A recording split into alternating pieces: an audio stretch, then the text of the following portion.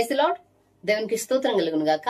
ప్రపంచ దేశాల్లోనూ 2 తెలుగు రాష్ట్రాలు ఉంటున్న ప్రజలకును ప్రేయర్ ఈజ్ యువర్ బ్లెస్సింగ్ అనే మా యూట్యూబ్ ఛానల్ నుండి నజరేయుడైన యేసుక్రీస్తు వారి అతి పరిశుద్ధ నామములో మీ అందరికీ నా హృదయపూర్వకమైన వందనాలు తెలియజేస్తున్నా. దేవుని పిల్లలారా, అందరూ బాగున్నారా? మంచిది. ఈ సమయంలో ఒక సంగతి గురించి మాట్లాడాలని మీ ముందుకు వచ్చా. అదేమనగా పార్వతీపురం పార్వతమ్మ గారు ఉన్నారు కదండి. ఆవిడ ఒక వీడియోలో మాట్లాడుతూ నాగావళి నది గురించి మాట్లాడుతూ యేసుక్రీస్తు ప్రభుల వారి ప్రస్తావన తీసుకొచ్చారు ఆవిడ. అందుకే ఈ వీడియో మాట్లాడాల్సి వచ్చింది. ఆ నాగావళి నదిని పరిచయం చేసుకుని వారి యొక్క దేవీ దేవతల గొప్పతనం చెప్పుకుంటే ఎవరు ఆమెనేమనరు. కానీ యేసుక్రీస్తు ప్రభుల వారిని అందులో మరి కొంచెం హేళనకరంగా మాట్లాడారు ఆవిడ. అందుకే ఈ వీడియో చేయాల్సి వస్తుంది. ఓకేనండి. అయితే దానికంటే ముందు ఆ వీడియో గురించి వివరణ ఇచ్చే ముందు ఆమె మాటలు మనం విందాం. ఓకేనండి. బయలుదేరి ఇటువైపుగా వచ్చినప్పుడు ఇక్కడ జనాలు అందరూ స్వామి మేము గంగా నది అంత దూరం రాలేం కదా, మాకు కూడా ఇక్కడ నదిని స్థాపించండి అని ఇక్కడ జనాలందరూ కోరుకుంటే అప్పుడు ఆయన ఏం చేస్తారంటే బలరాముడు వారు తన నాగలితో భూమిలోకి పెగిలిస్తే ఒక చిన్న దారి వస్తుంది అనమాట. ఆ దారి ద్వారా ఈ నది ఏర్పడుతుంది. అందుకే బలరాముడు నాగలితో పెగిలించి దాని ద్వారా వచ్చిన నది ఏర్పడే నది కాబట్టి దీన్ని నాగావళి నది అని అంటారు అనమాట. విన్నారు కదండి దేవుని పిల్లలారా. అయితే నేను పార్వతమ్మ గారిని ఒక విషయం అడుగుతున్నాను. పార్వతమ్మ గారు, మీరు నది గురించి మాట్లాడుతూ బలరాముడు గారు ఆ ప్రాంతానికి వచ్చి, అంటే శ్రీకాకుళం ఏరియా అని మీరు చెప్పారు ఈ వీడియోలో. ఆ శ్రీకాకుళం ప్రాంతంలో ఆ బలరాముడు గారు వచ్చి ఆ నాగావళి నదిని నాగలతో భూమిలో గుచ్చితే అది ఏర్పడిందని మీరు చెప్తున్నారు. ఓకే. అయితే చరిత్ర కూడా చూసుకుంటే ఒకసారి మనము చరిత్రలో ఏముందంటే నాగావళి నది గురించి, నాగావళి నది అంటే మీరు చెప్పినట్లుగానే గూగుల్లో చూడమన్నారు కదా. మీరు ఎవరు అడిగారు, ప్రశ్న వేస్తే మీకు కామెంట్ లో మీరు ఒకసారి గూగుల్లో కొట్టండి అని చెప్పారు. నాగావళి నది దక్షిణ ఒడిశా ఉత్తరాంధ్రలో ప్రవహించే నది. ఒడిశా రాష్ట్రంలో పుట్టి, పార్వతమ్మ గారు ఒడిశా రాష్ట్రంలో పుట్టి 225 కిలోమీటర్లు ప్రవహించి పెద్ద గనగల్లపేటలో చేరుతుంది. బంగాళాఖాతంలో ఈ నది చేరుతుంది అని మీరు చెప్పినట్లుగానే మేము గూగుల్లో చూసినప్పుడు, లేదంటే చరిత్ర చెక్ చేసినప్పుడు ఉంది.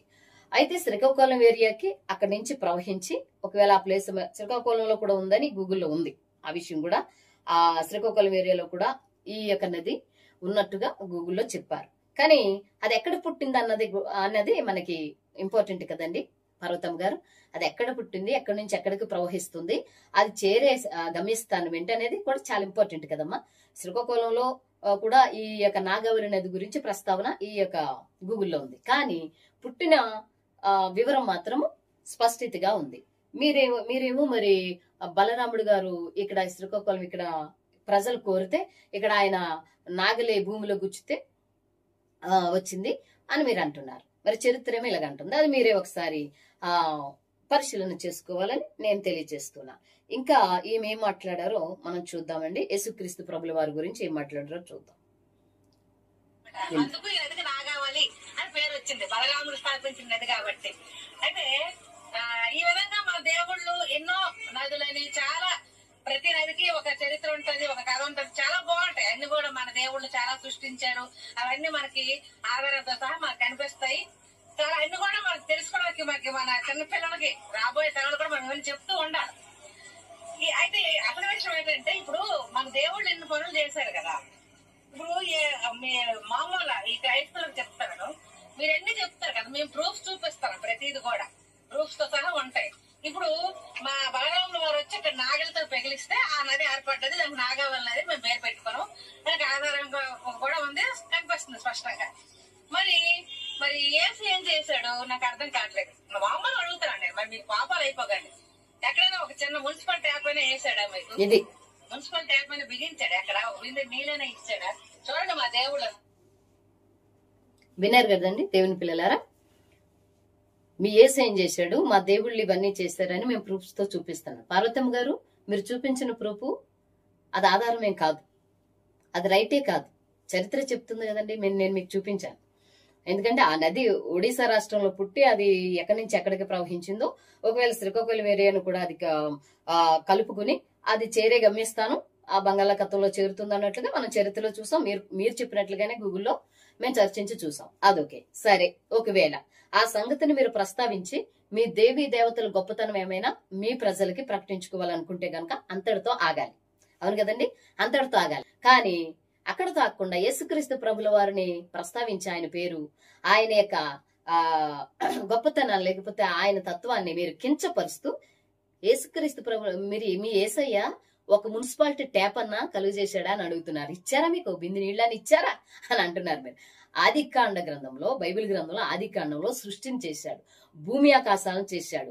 యోబు గ్రంథం 38వ అధ్యాయంలో భూమికి పునాదులు వేసినప్పుడు ఏమేం జరిగింది, ఇవన్నీ కూడా ఎవిడెన్స్. నీకు బైబిల్ చదవమ్మ పార్వతి గారు, బైబిల్ చూసి చరిత్రలో కూడా ఒకసారి వెళ్ళి అప్పుడు మీరు మాట్లాడాలి అని నా ఉద్దేశం.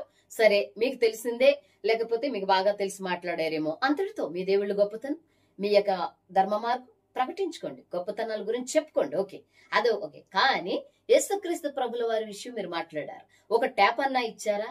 ఒక ట్యాప్ ఏం కారమండి, ఆకాశం ఇచ్చాడు, భూమి ఇచ్చాడు, భూమిలో ఫలాలు ఇచ్చే చెట్లు ఇచ్చాడు. మొత్తం సృష్టి అంతా ఆయనదే కదండి. ఆయన లేకుండా ఏమీ కలగలేదని యోహాను గారు రాసిన సువార్తలో 1వ అధ్యాయంలో మనం చూస్తాం. అంటే మీరు చూడండి, మాకు తెలుసు అది. అయితే ఆది నుండి మనం బైబిల్ గ్రంథంలో చూస్తే ఆయనదే ఈ సృష్టి అంతా.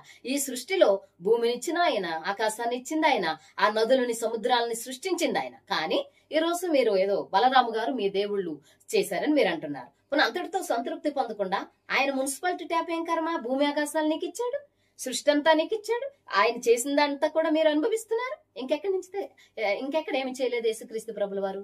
పార్వతమ్మ గారు, యేసుక్రీస్తు ప్రభుల వారు సమస్తాన్ని సృజించాడు. ఈ సృష్టికి కర్తే ఆయన, ఈ సృష్టికి కర్త ఆయన. అలాంటిది యేసుక్రీస్తు ఇచ్చింది అనుభవిస్తూ ఇది మాదే అంటున్నారు. ఓకే ఓకే, మేము అలా అనగలమా? ఇప్పుడు మేము అలా రివర్స్ లో మాట్లాడలేం కదండి పార్వతమ్మ గారు. సృష్టి అయిందండి, సర్వ సృష్టి ఆయన చేశాడని మా నమ్మకం, బైబిల్ ఆధారంగా మా నమ్మకం.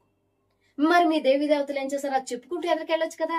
ఇందులో మళ్ళీ యేసుక్రీస్తు ప్రభుల వారి పేరు ఎత్తకపోతే అసలు మీకు వెళ్తే ఎదరికి దేనికి? అసలు క్రైస్తవుల్ని, యేసుక్రీస్తు ప్రభుల వారిని ప్రతిసారి ఇలా కించపరచడం అసలు ఏంటి మీ యొక్క ఉద్దేశం పార్వతమ్మ గారు? అది పొరపాటు కదండి. మీరు ఏదో చెప్పుకుంటున్నారు, చక్కని రీతిలో చెప్పుకుంటూ వెళ్ళొచ్చు. ఆయనదేమో మీరు చెప్పిన చోట పుట్టలేదని చరిత్ర చెప్తుంది.